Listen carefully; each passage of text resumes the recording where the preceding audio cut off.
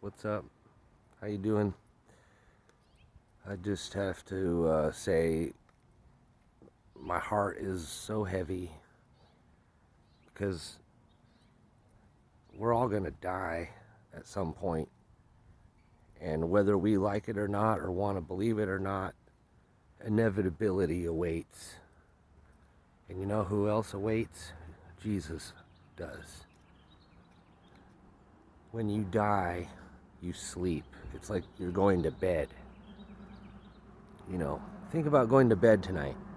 You're going to lay in your bed, get your blankets and close your eyes. You start to breathe, and before you know it, you kind of fade off. And before you know it, you're waking up to that alarm clock. Me, me, me, me, me. Well, guess what? Jesus said that the dead sleep, that they know nothing. David is still dead and buried, as the guys were saying in the scriptures. But the dead will, in Christ, will rise first. So we don't have to have any fear in any of that. It's just coming to that realization. I'm trying to just reflect on the first half of my life, just chasing the dream, chasing after what you want, putting you first. Ultimately, it all crashes down. And then what? Who are you then? Well, who are you now? The idea is just to make the awareness of Jesus's existence. And I implore you to read John chapter 17. If you do anything at all, please just read John chapter 17. People are so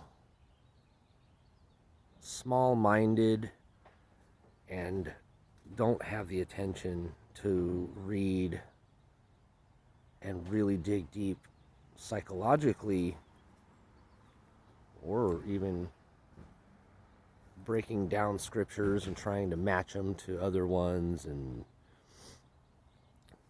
so John chapter 17, Jesus is praying to his dad on our behalf and thanking him for this and that and the other thing. And it really clarifies who Jesus is and who we are to him and why we're here in the first place. So the mystery of life isn't a mystery, but the mystery of Jesus is real. Because some people say they know Jesus, but he doesn't know them. And that's the point. He's given us a life to enjoy. But it's just really sad to me that it's hard to be good in this life. You can be good to a point. You can say no to alcohol, or adult movies, or dating multiple people, whatever it is, smoking, or we have all these vices in life.